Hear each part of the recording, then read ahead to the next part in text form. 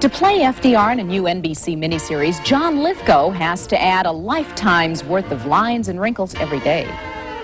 Just watch the metamorphosis of a Los Angeles actor, President of the United States.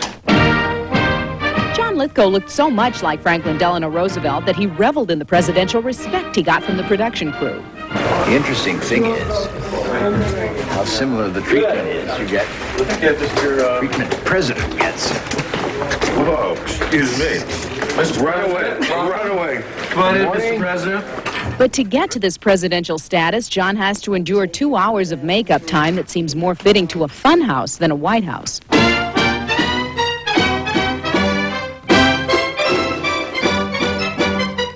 This process takes even longer when co-star Ed Begley Jr. shows up and does everything he can to make Lithgow laugh. With me, there's extensive amounts of latex and this gelatin material that put on to age me. In John's case, it's a little different. They just remove certain prostheses that he wears in his daily life. There's a makeup line that he endorses, you've probably seen on Home Shopping Network, and certain blush-ons and things that he wears as treatment.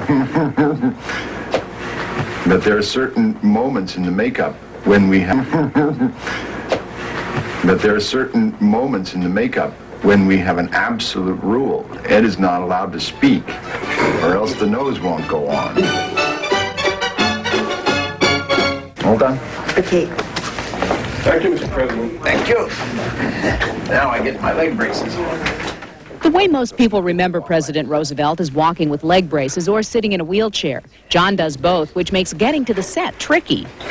I get two wheelchairs, my performance wheelchair and the one that just takes me to and from the set. I think I should tell you frankly, Winston, that we were disturbed that your people took this up with us only after it had been taken up with the Russians. But even the serious business of staging World War II gets a little nutty when Ed Begley falls asleep on the set.